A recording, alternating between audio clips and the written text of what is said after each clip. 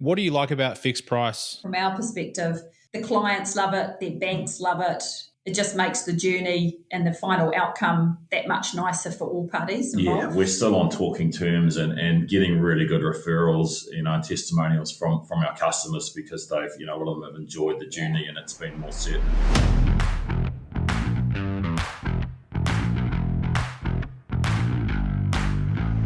Welcome to Professional Builders Secrets, a podcast for building company owners wanting to grow safely and securely. I'm your host, Will Blunt, and today I'm joined by Barb and Kris MacGregor from MyHome Renovations in New Zealand. Welcome to the show. Hi, Will. Hi, Will. Thanks, Will. Yeah, we were just joking before the show. I don't think we've had anyone from New Zealand on. Well, if we have, it was before my time. But looking forward to this chat, as long as you don't get into anything about rugby union. Yeah, we'll keep that till later on after the World Cup, eh? Yeah, exactly. I mean, we can talk about union in the 90s if you want, but there was a bit more competitive back then. Yeah. So tell me more about MyHome Renovations and how it all came about. Yeah, we started off life under a company called MacGregor Building Services. The background to that was I'd been working for someone else, doing insurance work, actually doing pricing and managing insurance work. And I had an uncle at the time who became our accountant, actually, who kind of gave me a nudge and said, "Hey, look, mate, time to get out on your own." I procrastinated a bit and thought, no, I need some more experience. It's too early. But yeah, I think, I got a lot to thank him for. Barbara was in a stable, corporate job and was earning enough to pay the mortgage and buy the groceries. So it was really a good time to make the jump. Which we did, and yeah, that was an interesting journey. I think learned a lot in those early years. We're pretty young and naive, and yeah, didn't know a lot. I knew how to build, but that was about it. So big learning curve. We had that company for about 6 years, I believe, and it was going okay. It was a little bit up and down, if you like. So we were kind of looking for the opportunity to grow. You were still on the tools. I was still on the tools and getting a bit older and thinking, I want to get off the tools. This is, my back's starting to give out and we want to grow this and start employing people. We did have an apprentice and I had one other builder who was actually a good mate of mine. So yeah, I think it was Barb actually who came across this opportunity to join a franchise group, which was appealing in the fact that, there was a bit of, I guess, scale there in terms of buying power, multiple people. Bit of a marketing machine was behind them. So we knew that there'd be some, a good flow of leads coming in. So yeah, we jumped, we took the opportunity. They liked the look of us. And we joined a renovations franchise here in New Zealand. I think we were their second franchise. So very, very early stages of their journey as well. And I guess we helped to form what that looked like for them and their processes, and we learned a lot through that as well. And we were with them for 6 years. Yeah, 6 years as well too, I think. We've always specialised in renovations as well. So MacGregor Building was renovation specialist. Obviously, this franchise group was as well. I think unfortunately the issue with these guys was there was a lack of building knowledge in there. Very, very good marketers and salespeople. And we kind of quickly learned that things weren't quite as established, I guess, as we were led to believe. Right. Which I think subsequently led us to going, hey, look, there's just not enough in this for us. And we talked about breaking out again back into a mum and dad business, doing our own thing, which is how MyHome Renovations has come about. We'd learned a lot, and part of that was obviously sort of having a name and a brand, I think, that was recognisable. We could market and things. Barbara's background is marketing as well too, so she had a lot of thought and input into that. And we dreamed up the name and stepped out of the franchise system and back out on our own. Yeah. Haven't looked back. No. I think kind of transitioned very quickly actually and quite smoothly. Like we built up work very quick. So there was no lag time. We had no change in staff as well, which was really nice. The guys all came with us. Were keen to come with us. Yeah, keen to come with us and it transitioned smoothly. And then, we've just been growing it ever since. The one thing I'd add to that is that we came across APB as we were transitioning out of the franchise and into MyHome Renovations. So it was a really opportune time to stumble across them because we went through a lot of the action plans and the processes, and that's helped us create the brand MyHome Renovations, the APB training. We stepped ourselves through what our target market was, what our niche was. It was just perfect timing, really, because we had this blank sheet of paper, so to speak. We had a new opportunity to build a new business the way we wanted our business to look, and APB was there in the background helping us to do that. So it was, just perfect timing. Yeah. I'd love to hear more about MyHome Renovations, but before we jump into that, what are some of the warning signs that other builders could see if they were thinking about joining a franchise? Because there's some great franchises out there, but obviously there's some that don't meet expectations as well. Yeah, I think for me, it's really doing your homework about the franchisor. So it's looking into their background and just seeing what skill sets they have. And equally, I think, as to who they employ too, because, you don't know. No one, can be fantastic at everything. You want to employ the right people for the right role. With this particular franchise when we joined, they did have a builder on board who was fantastic, in respect to the whole building aspect and pricing, I guess, and things. Project deliveries, Yeah, he unfortunately left, I think within about, 6 to 8 months of us joining through various circumstances. But it left a lot of, blank holes. So my advice is really, dig pretty deep on the skill sets of that franchise group. Have a look at their systems.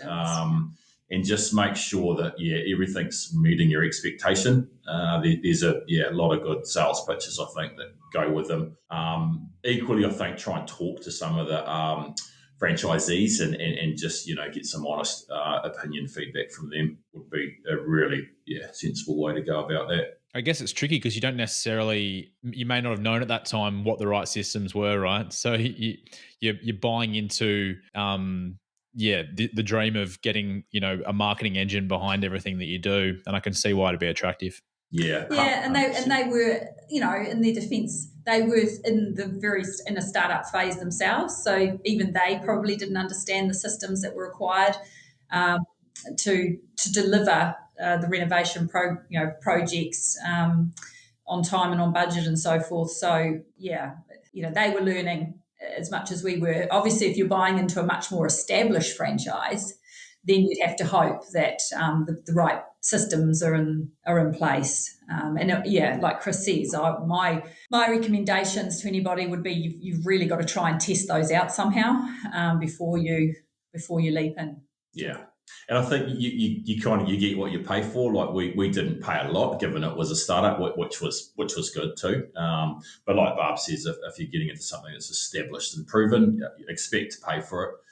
But equally expect results as well too, and the proper systems and processes. Well, at that point, you've got the benefit of talking to other franchisors as well that have used them already, right? So. Yeah, that's right. Yeah, rather than being a trailblazer and I guess making mistakes and as we kind of did, I guess, and learning from them as well. Okay, so you made some mistakes. That's fine. Everyone makes mistakes. So it was a great learning experience, and you're still here. You've got your own business focused on renovations. So what are some of the key differences between running a business focused on renovations compared to like custom homes or new homes? Yeah, this is, and I don't want to be contentious with the new home builders. I've been building nearly 30 years now. I've only ever built 3 new homes in 30 years. So like to be honest, I look at a new home and I'm like, that's a walk in the park compared to some of the stuff we do and have to deal with.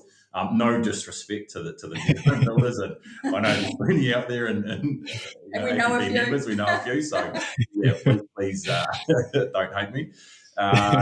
But yeah, look, we're dealing with existing sites where a lot of limited access. Often, extensions are done out the back, and it's quite narrow up the sides of homes. These houses are out of plumb, out of square. Often built in the 1920s. We do a range through all decades, but they're not square, they're not plumb. So we're starting from a platform that's not ideal. Compared to a new home, I guess, where you ground up and everything should be level and straight and square. Often it's interesting, we come across a lot of DIY disaster, if you like, so do it yourself, where Dad's kind of gone in and we've got a job at the moment where we had a false ceiling. We pulled the ceiling apart and found what's currently 2 rooms was about 8 or 9. So they've just cut wall framing out here, there, and everywhere, and I don't know how the thing was standing up. So and all hidden, between ceilings. So we need to deal with that.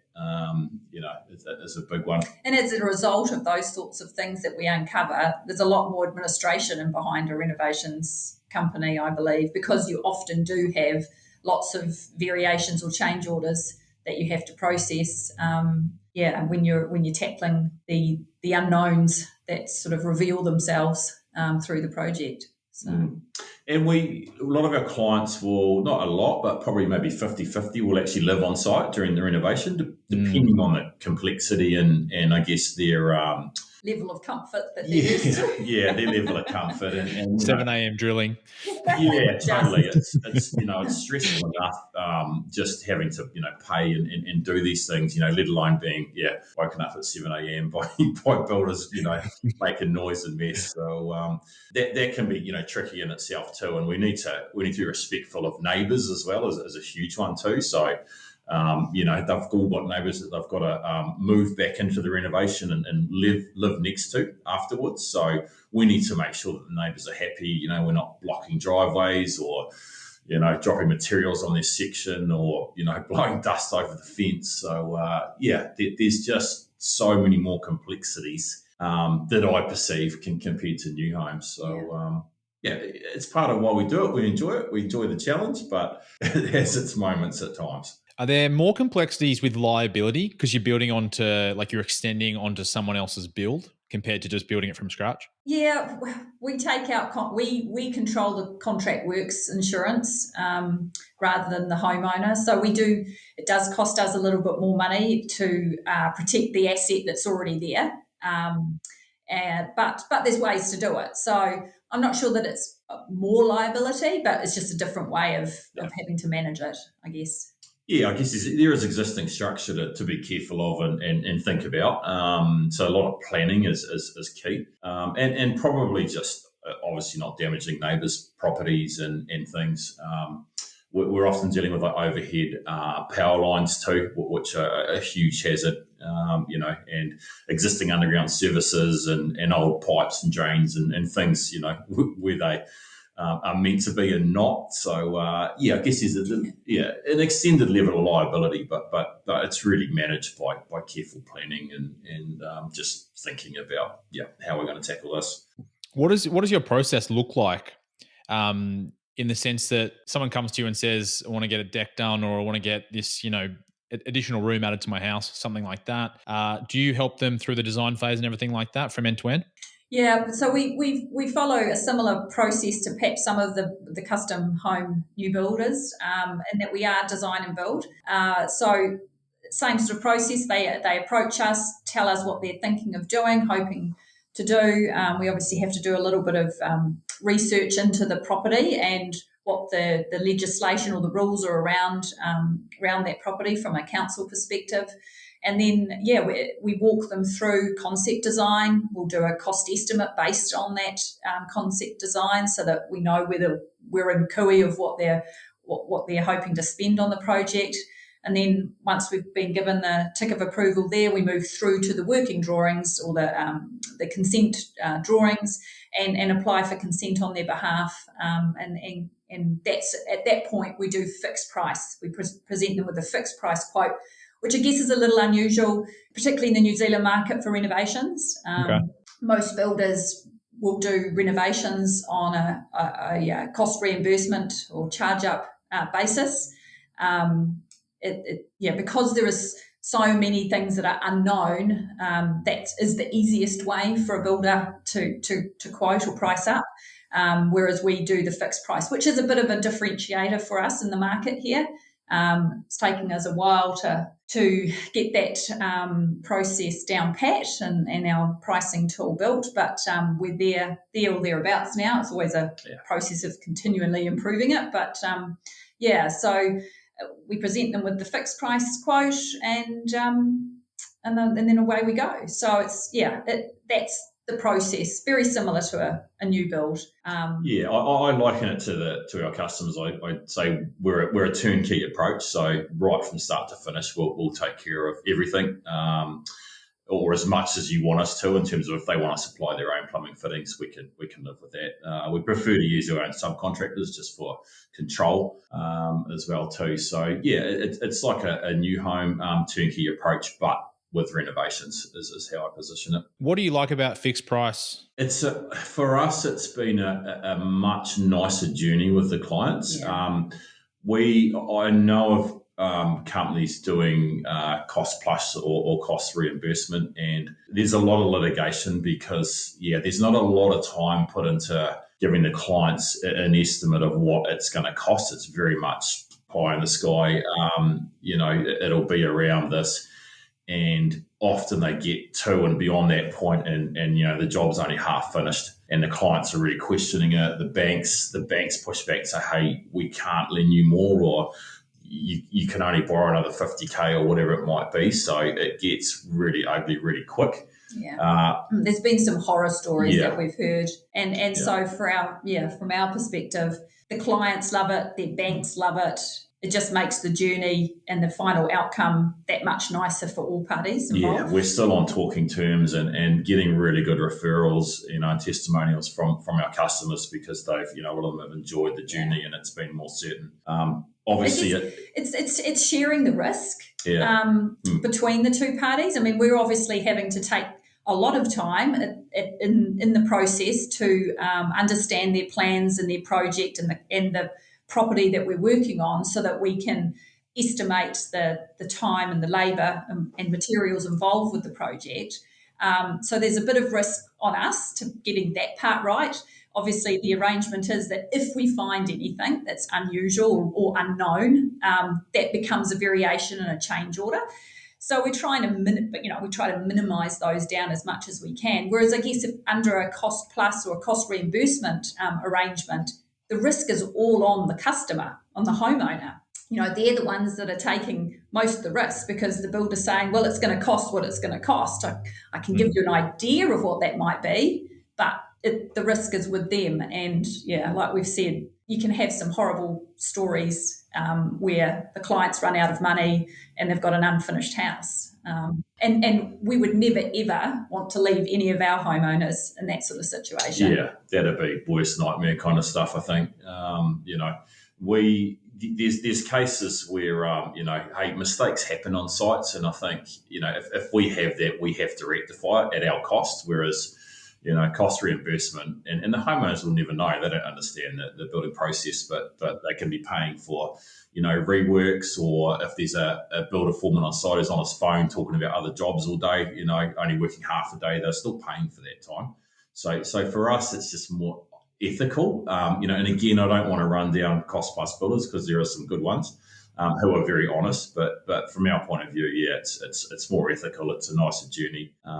We have a saying that we have no hidden surprises within our company, and what that means is that the customer will always sign and approve any expenditure right through the whole process. So they're never going to get a bill that they didn't expect. Yeah, I mean, it's nice from a consumer's perspective, just to know what you're paying And as you said, there's always going to be things that come up which might need to change. But rather than like always just getting new bills when different costs come in. So I mean, it must come down to how accurately you can estimate those. So how do you go about that process? Yeah, so we have some jobs go well and some jobs that don't. And like Barb said, There's before, less of those don't nowadays. Yeah, That's good.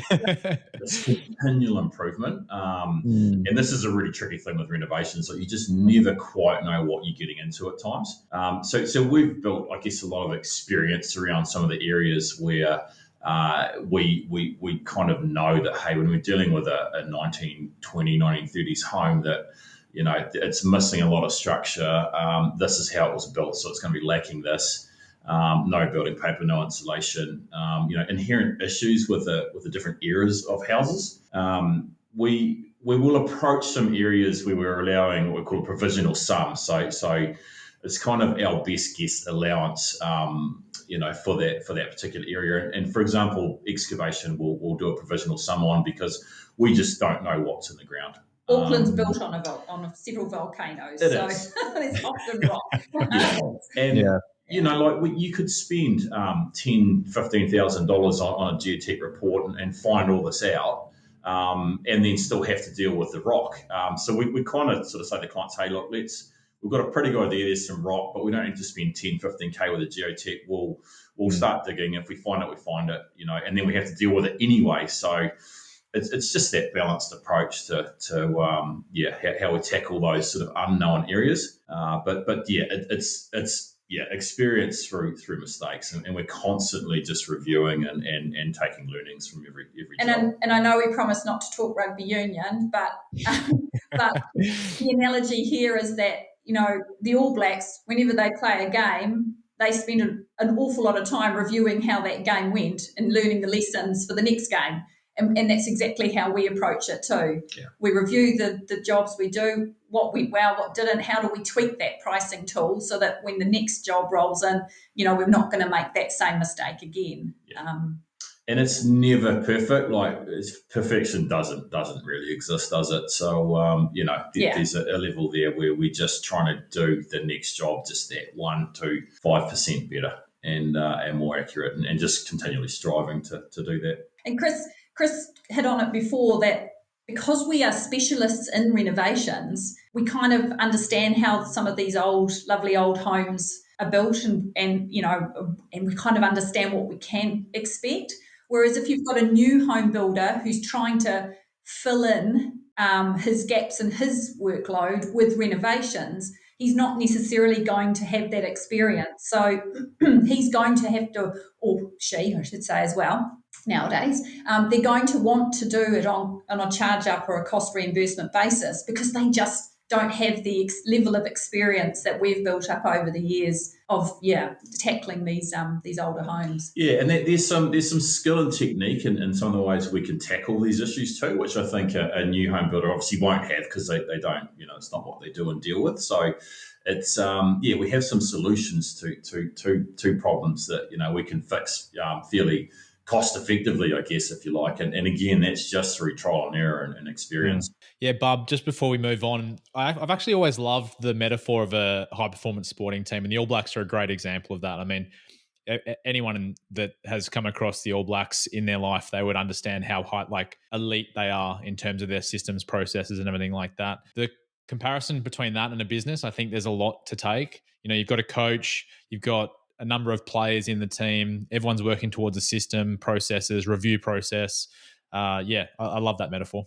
Yeah. And outside is our APB coach, Andy Scarter. Okay. He loves it too.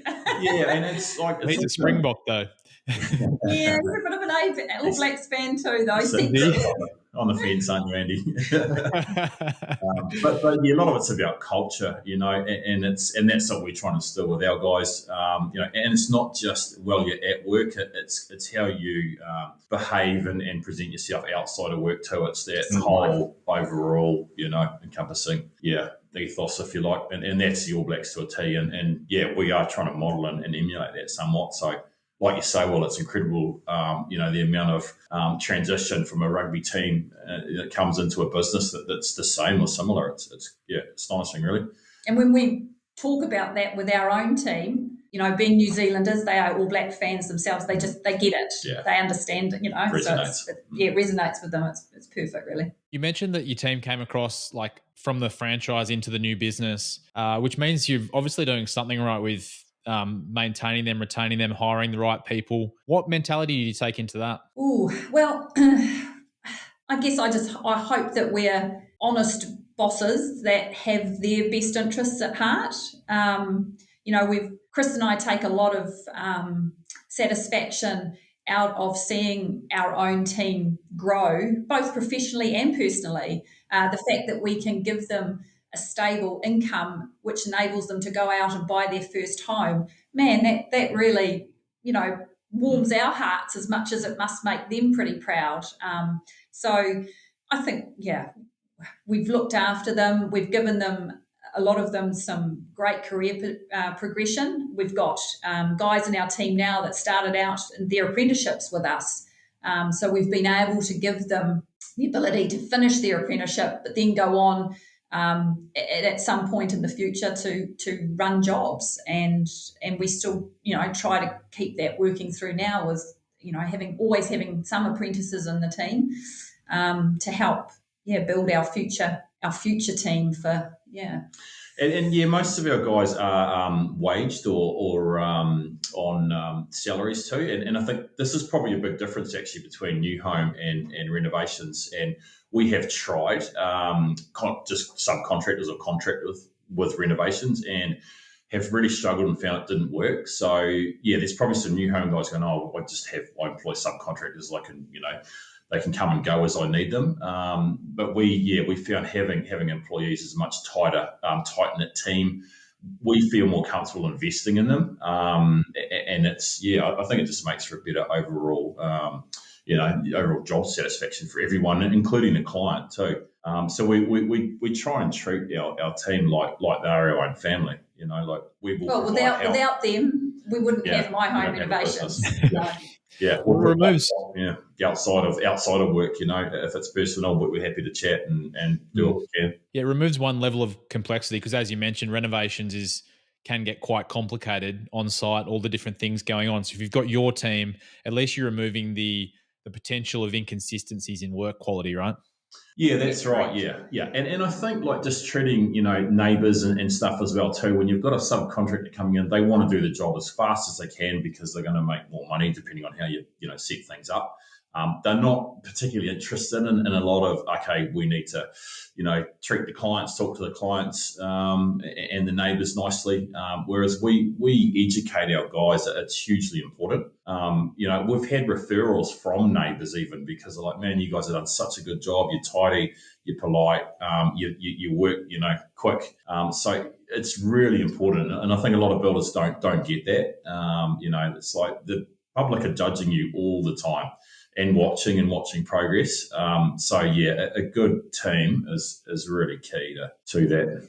Tidy builders. There's not a whole lot out there. Yeah.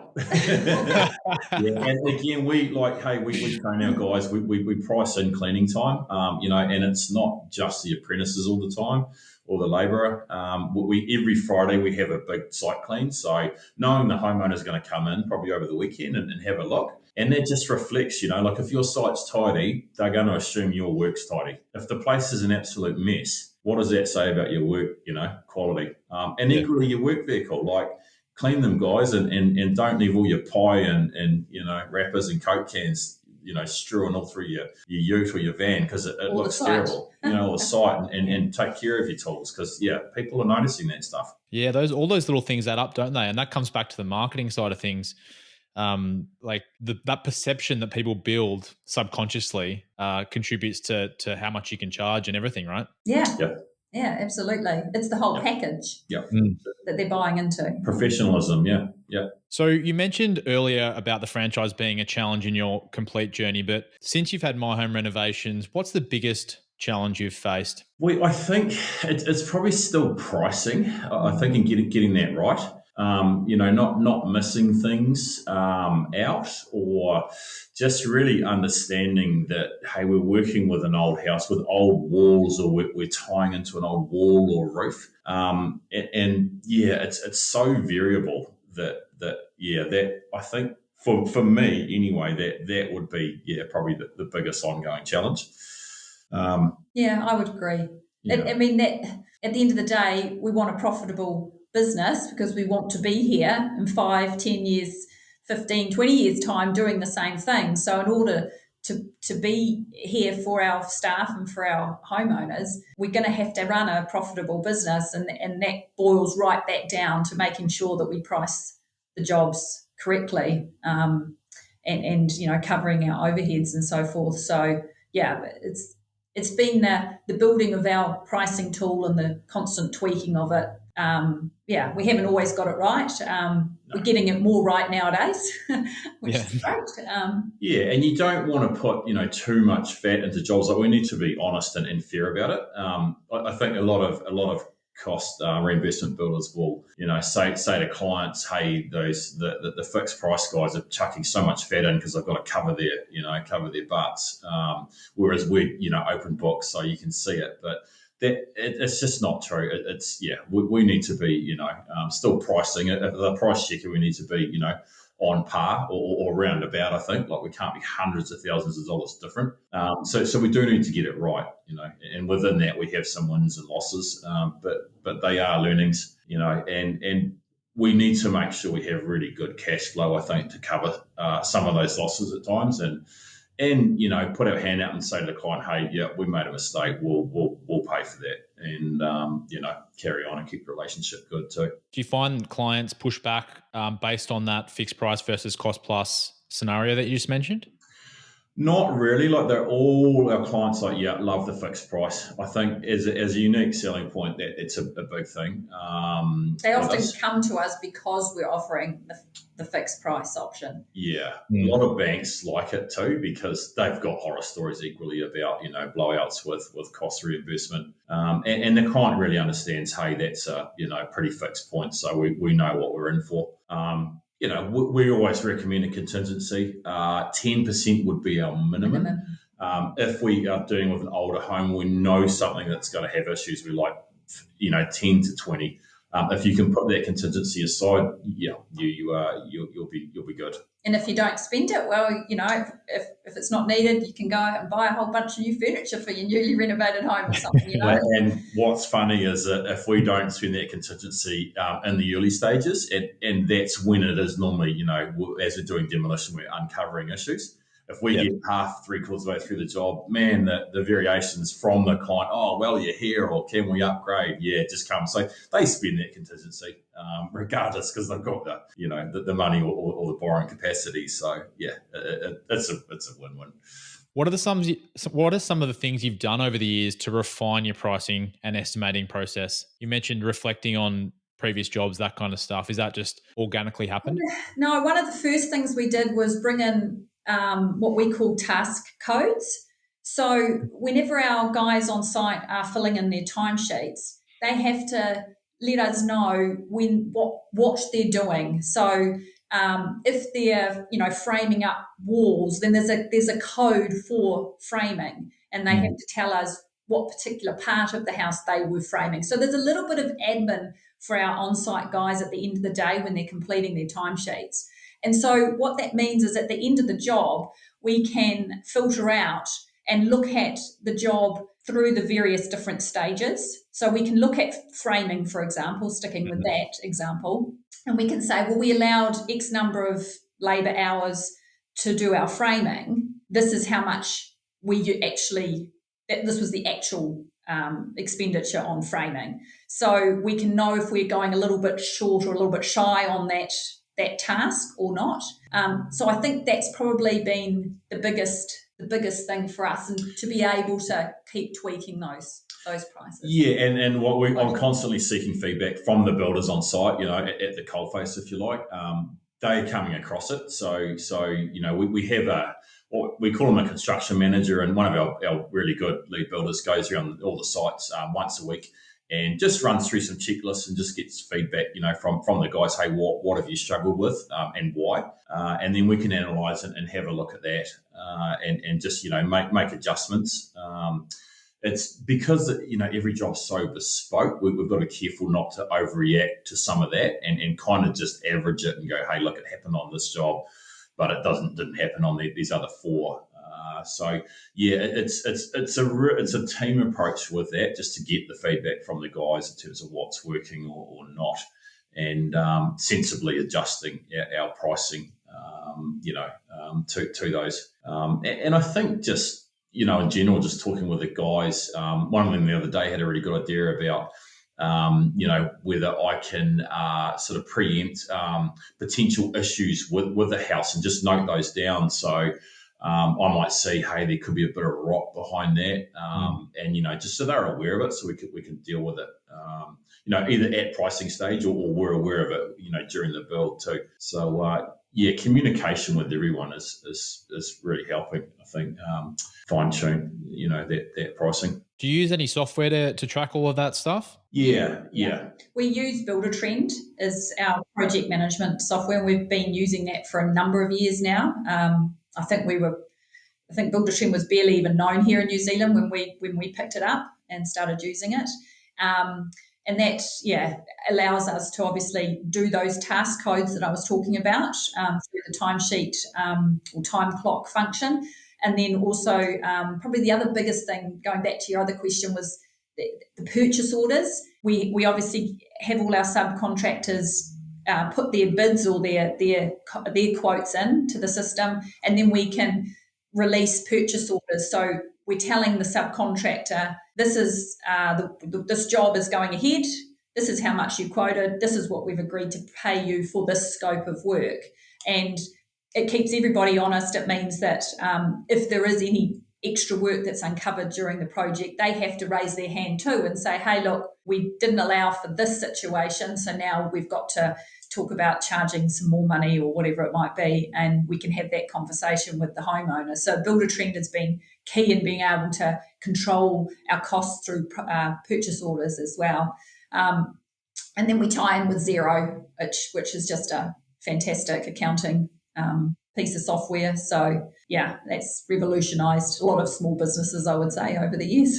It sounds like getting that feedback as well consistently on all of your jobs comes back to having your own team as well. Yeah, 100%. And again, like a subcontractor's probably not going to be interested in even talking about it unless you're paying them for it. That again, I think just sort of adds weight to having that, close-knit team. Okay, so now about APB briefly. What's the one thing about APB that has changed your building company for the better? We both say it's P4P. The pricing for profit. It's calculator. Yeah.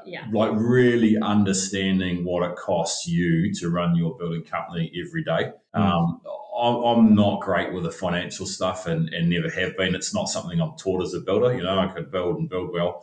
But the financial side of it, I struggled. To get into that and learn. And then, just that light bulb moment where I understand, this is what it costs. So actually we're not charging enough margin to cover our fixed expenses and make some profit. It's been a real light bulb for me. Probably less so for Barb, but again, just that's been the game changer. Yeah, just having that calculator where when Kris and our estimator have priced up a job and they're about to present it to the homeowner, I put it through this calculator and we can make some adjustments if we need to. That's been the game changer for us and has definitely helped with our cash flow over the last few years. We're to the point that whenever we do a cost estimate on a concept design, I now put it through the calculator as well. So we're checking even just any advice, pricing advice that we're giving our homeowners, it's double checked through the pricing for profit calculator first. And it's, revolutionised things for us. Well, that's good to know. Thanks for sharing. I'll be sure to share links to the action plan for any APB members on the work in progress calculator there. So, well, Kris, Barb, thanks so much for coming on the show today. Is there any further advice you'd like to give builders out there potentially ones that are either looking to get into or currently running a renovations business? Yeah, I think for me, it's just like understand your numbers and just keep checking them. And then, yeah, it'll just give you that platform, that cash flow to kind of launch yourself and expand or just tune everything else. And I would say surround yourselves with the right people. The people, you don't have to know everything. You don't have to be the most intelligent person in the room. You make sure that you're employing people who know their stuff, and you're also surrounding yourself with business coaches or accountants or whoever it might be to help you run your business. Construction companies are very complex beasts. And like Kris says, if you're a builder and you've gone through an apprenticeship and so forth, you haven't necessarily been taught how to run a building business. You've been taught how to build, and there's a difference. And so just make sure you've got the right people around you. And for anyone else in the world that doesn't know who the All Blacks are, they can look them up online and start to model their business around their systems. Yeah, absolutely. Some good books out there actually to pick up. Legacy, I think, is one of them. Okay. Yeah, that's a really good All Black versus business book. So recommend that. It's a good read. Might add that to my reading list. I just won't tell my dad. He's a mad Wallaby fan. So very good. Well, yeah, thanks once again for coming on. I've really enjoyed our chat today, and you've shared some great tips and information about, running a successful renovations business. So really appreciate your time. Thanks, Will. It's been great. Thanks for having us. Yeah, appreciate it. Thank you, Will. Also, big thank you to our listeners out there, wherever you are in the world. If you like the show today, please subscribe on your platform of choice. But otherwise, have a great day and see you next time.